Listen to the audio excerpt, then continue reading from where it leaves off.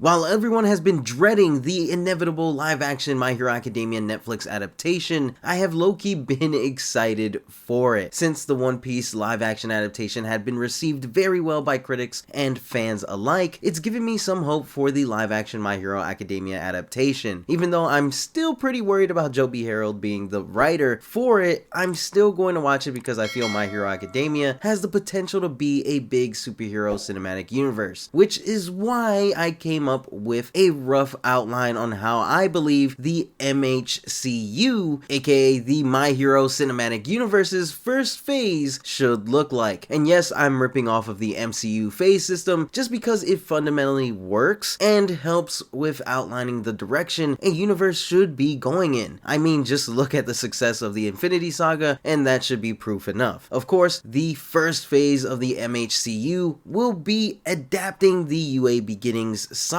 from the manga. Also, let me know if you want to see a part 2 to this video covering the Rise of Villain saga for phase 2. To start things off, knowing that the first movie is going to be My Hero Academia, that will be the introduction of the main cast such as All Might, Deku, Bakugo, and Deku's villain Shigaraki, with it most likely ending with the adaptation of the USJ arc. I want to make it clear that the My Hero Academia titled movies in this phase are going to be treated like the old X-Men movies, where we have a bunch of characters that play important roles in them, but there is a clear protagonist that the story follows, that being Wolverine, or in this case, Deku. Now, in the My Hero Academia movie, I feel like it should have a heavy focus on All Might and Deku's relationship, establishing that Deku is the protagonist of the franchise, while also teeing up the importance of Bakugo, Shoto, All Might, and the rest of Class 1A for the future. The few changes I would make is during the All Might versus Nomu fight, All Might would make a connection between the Nomu's multiple quirks to All For One, and realizing that All For One is back, which would lead to a conversation between Deku and All Might taken straight from the end of the Stain arc, going over the backstory of One For All and All For One. Other than that, everything would pretty much remain the same when it comes to the USJ arc. Personally, I believe 2 post-credit scenes are a must for this movie to really show the direction this universe is going. The first post-credit scene would show All For One after he's done talking to Shigaraki soon after his defeat at USJ, as we see him say to himself something along the lines of, "So All Might has already chosen a new successor for One For All," and ends with an evil grin or something like that. We know that in the manga, once Shigaraki tells All For One that there is a kid with similar powers to All Might, that being Deku, All For One has this sort of oh moment. This scene would act as a follow-up to the bar scene, showing that there is a villain who's not only pulling the strings in the background, but already knows about One For All, making him a huge threat. This post-credit scene would lead to a prequel movie starring All Might, and the final post-credit scene will then tease Stain and the sports festival, leading into a Shoto Todoroki focused movie. I know it sounds crazy having 2 follow-up movies, being an All Might prequel movie and a Shoto focused movie, but trust in the vision. So the next movie in phase 1 would be the All Might prequel movie called My Hero Academia Presents All Might Rising, essentially the Captain America First Avenger equivalent to the MCU. This movie, being a prequel, would of course follow All Might before the events of My Hero Academia, following All Might in his younger days on the rise to becoming the symbol of peace that we know him as in the beginning of the My Hero Academia movie. Without spoiling anything from the manga, we would see just how badly the world was before All Might receives One For All, then the death of Nana Shimura, leading All Might to be on the run from All For One, heading to America to continue his training, where we get a mini cameo from future hero Stars and Stripes. This, of course, all leading to All Might returning to Japan, introducing Sir Night-Eye, and the eventual fight with All For One for the first time, ending with the gruesome defeat of All For One. After All For One's presumed death, we'll see Dr. Ujiko taking his body out of the hospital morgue, and in the hospital, we learn of All Might's fate by Night-Eye, ending the movie with a time skip of 5 years where we see All Might and Deku on the rooftop. The post-credit scene for this movie would be All For One recovering after his defeat before the time skip, watching Shigaraki through a monitor and asking Dr. Ujiko for an update on the Nomu project. Here we would see the Nomu that would end up fighting All Might in the My Hero Academia movie in a tank, but we would also hear from Dr. Ujiko that number 6 6 is becoming active, ending with a shot of another monitor showing a speedster zipping around in a room. This post-credit scene would act as a direct tie-in to the first My Hero Academia movie, as well as a tease for the spin-off TV series Vigilantes that would tie into the series as a whole, but we'll get to that later. For now, the third film, we head back to the present for the Todoroki-focused movie called My Hero Academia Presents Shoto. This movie would take place a couple months after the first movie and cover the events of the sports festival and Stain arc. The reason why I decided that the sports festival and Stain arcs should be included in for a Todoroki focused film is because the sports festival is pretty much a Todoroki focused arc already, as this is where we get Shoto's origin in the manga. In the beginning of the movie, I would open with a scene of a talk show featuring a hero going on about their accomplishments and how they live to serve and protect the people of Japan. It would then transition to the same hero later colluding with a gang of villains, planning their next fight in order for said hero to further gain more fame and fortune. This would show that not every hero is as good as they say they are, and are really only a hero for the money. This would pretty much give credence into why Stain is doing what he's doing for the plot of the movie and how it would affect the world going forward with future movies to come. Stain would then be seen stalking, confronting them, and calling them a fraud, killing off the hero in the back alley of a random city in Japan. This would then transition to a news report saying that crime rates in certain cities have been lowered thanks to hero awareness, making it clear that one of the cities mentioned was the city that the hero died in, making it clear that all of the cities mentioned were cities that Stain had been to, as we see Shoto watching the news on his phone before entering class. From here, the sports festival would mostly remain unchanged, though I would make it so that Stain is aware of the sports festival, mainly with the sports festival being played in the villain bar when being taken there by Kurogiri, taking note of Shoto and Endeavor's relationship and the resentment and hate in Shoto's eyes for Endeavor. The Stain arc portion of the movie is going to be shown through the perspective of Shoto as he notices Ida showing the all too familiar face of resentment over the news of the hero killer taking down his brother prior to the beginning of their internships. Even though Deku and Ida will be in the movie, that way we continue to see Deku's journey, albeit it's not fully the focus of it. To make things more personal for Shoto, Stain would call out the hatred for his father written all over his face, calling him a fraud just like Endeavor, making Shoto lose focus and conflicted on using his flames, but then we get the reminder of him not being nothing like his father, as well as the talk with his mother, and we see him use his flames again to win the fight against Stain. Once everything with Stain is over, the video of Stain's message in his final stand being shown to the world will spread, dividing some of the public's opinions on heroes, while simultaneously showing Shigaraki in the villain bar being pissed at all of the attention Stain is receiving. The movie will end with the students' involvement in the takedown of the hero killer being withheld from the public, giving Endeavor all of the credit and everyone returning back to UA. Here we'll see all of the students talking about Stain, as well as how it must have been scary that Shoto, Ida, and Deku were there, but luckily Endeavor was there to take him down, with the only ones knowing the truth being Shoto, Deku, and Ida. The post-credit scene for the Shoto movie will show All For One going over how, thanks to Stain, villains will now seek out the League. Then the scene would cut to Dabi seeing the news of Endeavor supposedly taking down Stain, showing the viral clip of Stain's final stand, with Dabi stating something along the lines of, "Well, NG, it looks like someone has to turn Stain's will into reality." This not only sets up Dabi as Todoroki's main villain, but also teases that there is a deeper connection between Dabi and the Todorokis. It also teases one of the eventual members of the League of Villains that would play a major role in the films to come. For the fourth movie in phase 1, we get My Hero Academia, the Symbol of Peace. This movie will cover the events of the Forest Training Camp and Camino. In the beginning of the movie, we'll see all of the teachers attending a meeting right after the hero killer incident, going over the League and needing to rush the students in their training for them to be able to protect themselves the next time the League decides to attack again, since Stain's ties to the League could bring out more dangerous villains and unwanted attacks on their students. Talks of a traitor would be brought up, as during the USJ incident, the the League knew All Might was supposed to be there, but weren't aware of the last minute change. Select teachers will then be given the location of the training camp, and a few months later, we'll see Aizawa walk in stating that with the villains making more and more big moves this year, the school curriculum has been changed, skipping the first semester final exams from the manga, getting everyone ready for the training camp. That way the students can further hone their quirks. But this is still a school, so those with low grades will not be camping with their fellow classmates. Switching over to the villain side of things, we see the villains having a meeting of their own with